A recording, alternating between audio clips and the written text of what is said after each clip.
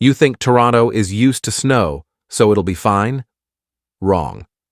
On January 15th to 16th, 2026, Toronto forecast 30 to 43 centimeters of snow, with another 8 to 13 centimeters expected over the weekend.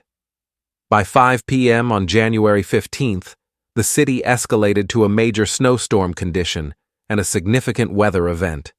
The scary truth: the breakdown doesn't start when the snow gets deep. It starts when you still think you're in control. Welcome to Global Weather Disasters. Here, we don't just retell extreme weather. We break down the mechanism, the why, and the lessons you can actually use.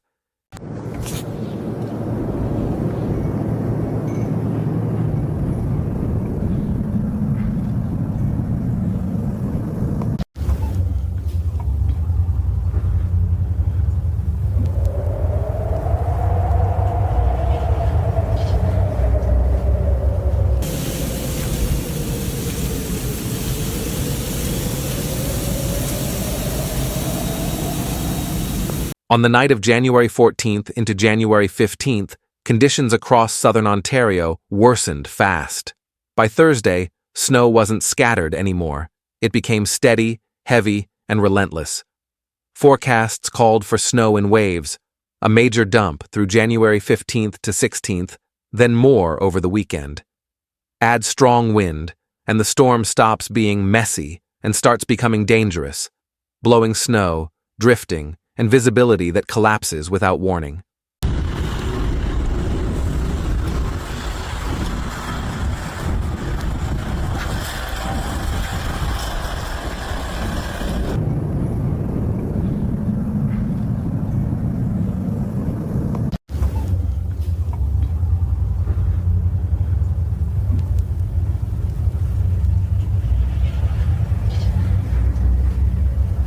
The first domino is always the roads. Snow covered pavement quickly, cars packed it down, and the surface turned slick like glass. Wind blew loose snow right back over lanes that had just been cleared, making it feel like the city was fighting something that could never be finished. One slide becomes one crash. One crash blocks a lane. One blocked lane slows plows, and once plows fall behind, the whole network starts to choke.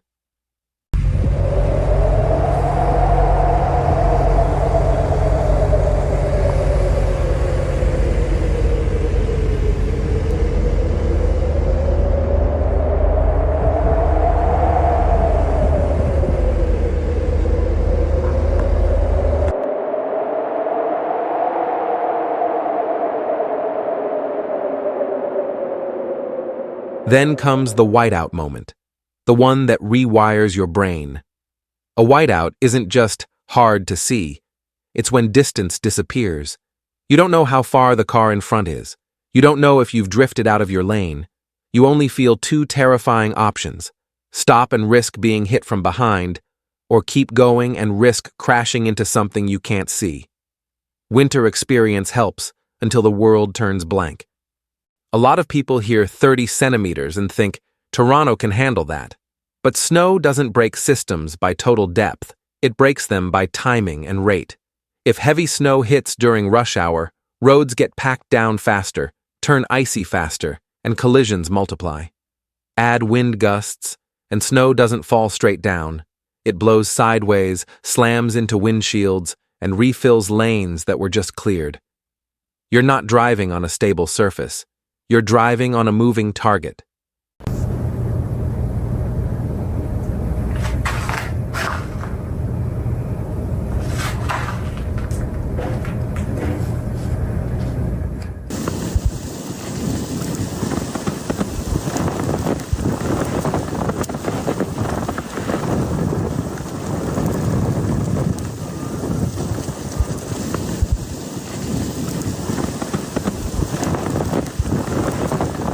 Then the second domino, public transit. When roads degrade, buses slow and bunch up. And if rail service is impacted, replacement shuttles still have to fight the same slick streets. TTC reported weather-related impacts, including a shutdown on Line 6 Finch West, with shuttle buses used as backup. But shuttles don't replace rail capacity.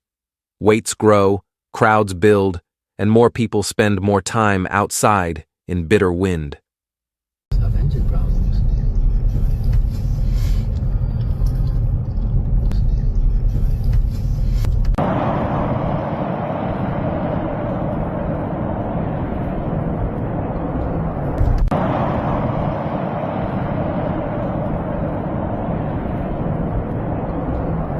Quick note before we push deeper.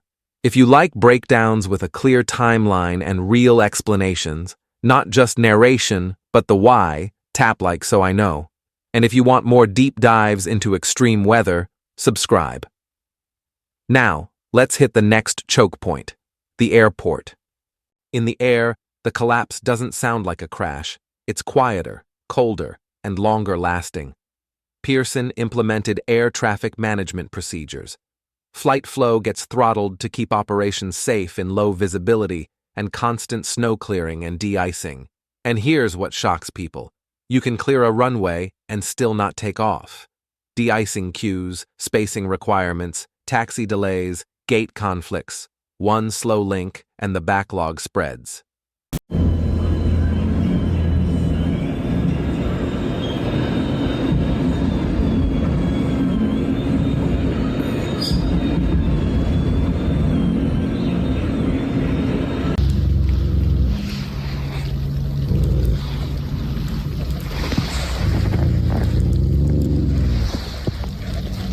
Now the city-level fight most people don't think about.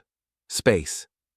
In a major snow event, the most valuable resource isn't just salt or plows, it's room to move. One poorly parked car can turn a snow route into a bottleneck. A bottleneck means plows can't pass, emergency vehicles can't reach people, and recovery slows across the entire map. That's why Toronto tightens parking enforcement during major snow conditions, including towing and penalties that can reach $500 Canadian.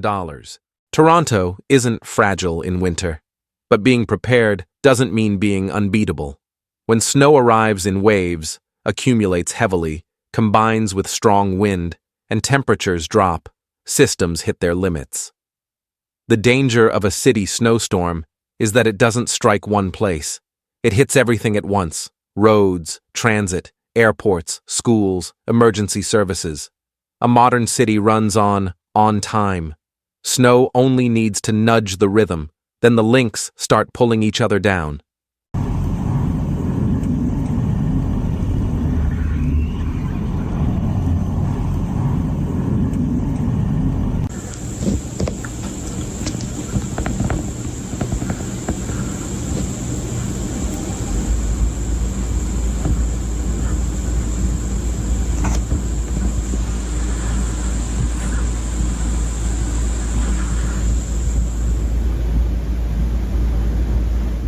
If you live in snow country, remember 5 things. 1. Wind is a multiplier. Strong gusts turn snow into whiteout. 2. When officials escalate storm conditions, assume the rules have changed and keep snow routes clear. 3. Avoid travel if it's not necessary. Every extra vehicle adds risk for everyone, including responders. 4. If you must go out, carry basic emergency supplies. Being stranded in the cold is more dangerous than people think. 5. The storm may end, but cleanup and refreezing can last for days. Ontario's January 2026. Snowstorm is a reminder.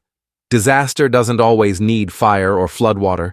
Sometimes it's cold air, moisture, and wind, at the wrong place, at the wrong time, pressing on a city until normal life cracks.